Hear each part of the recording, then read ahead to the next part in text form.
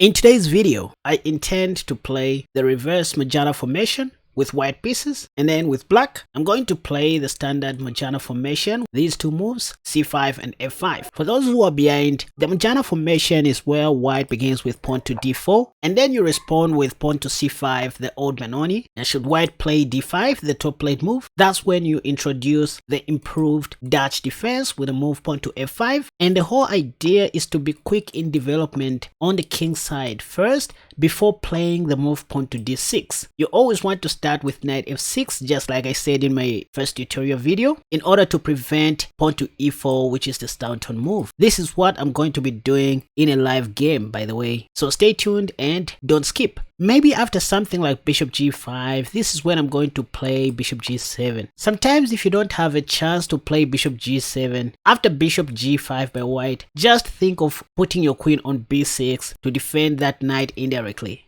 And also eyeing the b2 pawn. That's what we do. You don't want to take with your e pawn on f6. Anyway, I'll play bishop g7, and then after knight f3, this is when I'm going to play pawn to d6, although most of my opponents love playing pawn to g3 rather than e3, intending to carry their light squared bishop as well. Here I'll just castle short, or better play pawn to h6 first. By the way, this is one improvement I'm showing you guys. You don't want to ever entertain your enemy's pieces in your territory. So if you have a chance, play h6 to chase that bishop away. If they take, that's well and good. At least you won't have to worry about losing your e7 pawn. And after bishop g2, that's when you go knight d7. Hold on, there's another way to develop your queen's knight, which I want you guys to get used to with all your teeth. So you go knight a6, as if you want to plant your knight on b4. You will see most of your opponents playing a3, and that's when you play knight c7. Then later in the game, you will consider playing a6, b5, rook b8, or rook b8 first before b5. Otherwise, the move knight d7 has two intentions, either to support the upcoming knight e5, or you put that knight on b6, paving way for your light squared bishop. The knight on b6 will be eyeing the c4 pawn. And think about it. Let's say you go knight d7 and white castles short, then you go knight b6, just an example. If white plays something like pawn to b3 in an effort to protect their c4 pawn, well, they are going to lose their knight on c3. Or sometimes if your that's what bishop is still on g7 and your knight on f6, these are moments where you can sacrifice on d5, or just play knight e4, because you are going to win the rook on a1 with your bishop. So those are two ways to continue playing the normal Mujannah formation, either by going knight d7, knight b6, hitting that, or by playing knight a6 and knight c7 later in the middle game. You develop your light squared bishop and your queen on a5, or sometimes on c7, and castle long if you want, or castle short, it doesn't even matter. And believe it or not, ladies and gentlemen, this is what we're going to be doing, or what I'm going to be doing even in white, beginning with the move pawn to f4, the bird opening. I love this because most of my opponents are forced to play pawn to d5 in this position, after which I go pawn to c4, and there are some nasty traps that happen if black carelessly takes this pawn. For example, one line continues as follows: e3, attacking the c4 pawn, and if black tries to hold on to that pawn, I go pawn to a4. If c6, I just take, and if pawn takes, guess what? The rook on a8 is dead. Or maybe black is going to be forced to donate either the bishop or the knight. So that's why Stockfish here suggests that black should play d4, and that's how we get back to the Mujannah formation. Just like with black pieces, again, you always want to begin with knight f3 to prevent black from playing e5, the reverse downturn gambit. And maybe after c5, this is when you can even go pawn to d3. If you want, you can follow whatever I was showing you with black pieces, but in white, it's not much of a stretch to go pawn to d3 here. If you're worrying about bishop g4, you can easily play knight e5 and attack that bishop if bishop f5 is played. Because the bishop is no longer protecting the b7 pawn, you can even take advantage of that. Should they play queen c7 to protect that, that's when you go pawn to g3 and plan to fianchetto your bishop. If pawn to f6, you can always retreat your knight, or even better in this position, go bishop g2, because if they take, you're going to win something even better. After queen takes and bishop takes, the rook is going to die. So this is all that I want to do against any random opponent on Chess. I hope you're going to have fun. But before I proceed, what's wrong with your eyeballs? Can't you see the subscribe button, you guys? Simply move your elbow connected to your thumb that presses on the phone or on the laptop, whatever. Subscribe to this channel if you want to see more exciting videos. And also support my partners, these guys, the Ask Chess GPT group that sponsored this video. It's just a YouTube channel that allows you to ask them questions directly to get video responses or video answers. If you have a chess related question, simply head over to the comment section. You will find the link that will direct you to the community chat where you can ask anything related to chess and expect to get video responses as soon as possible. So it's time for me to lose with dignity or win romantically, as I always do. Let's go. I am playing against someone I don't know. So let's begin with pawn to f4. You see, they always play pawn to d5. This is the top played move in both the Masters and the Lichess database. Sorry for that.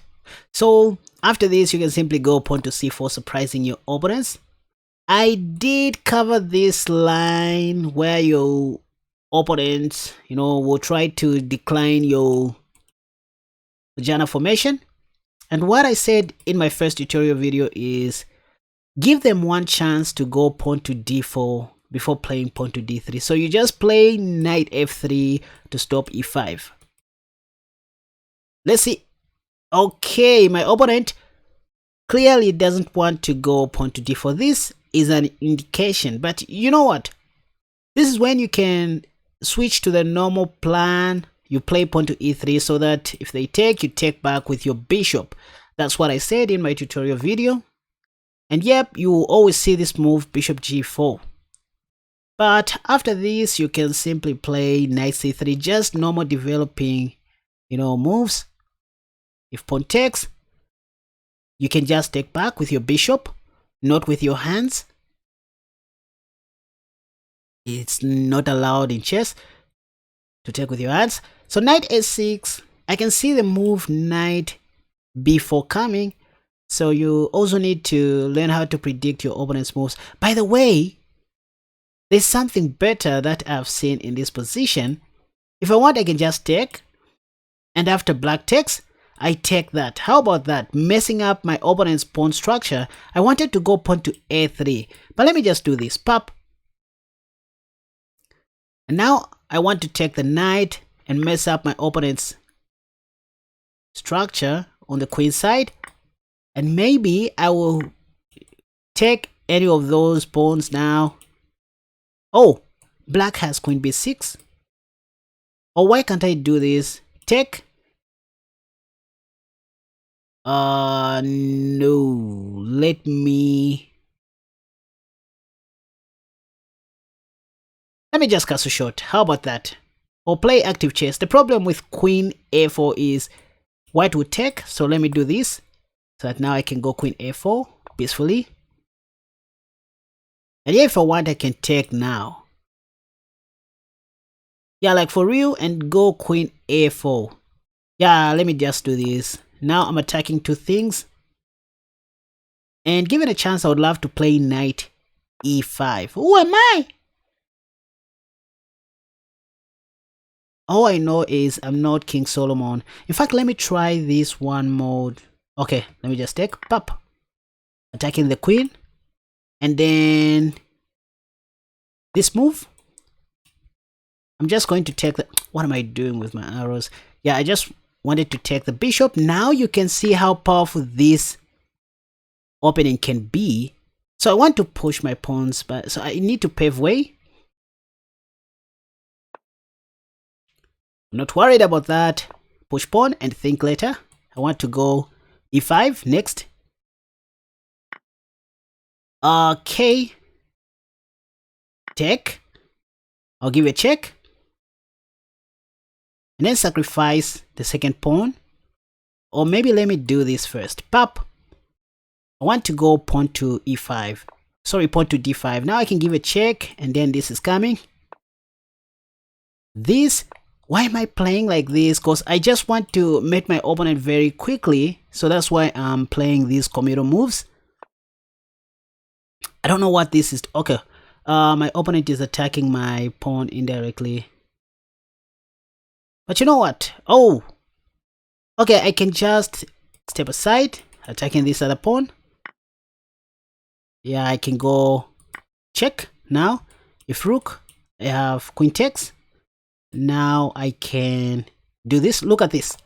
I now want to capture on a7. Okay, black couldn't take because I was going to take their rook. So now I can go check. Look at this.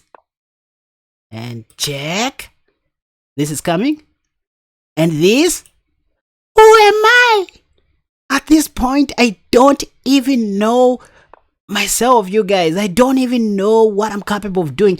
Why can't I give a check here? Pop! Oh. Okay, I'll just pin the... Give a check?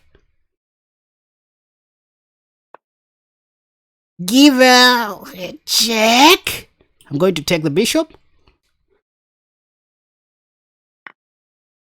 Give a discovery check? Who am I?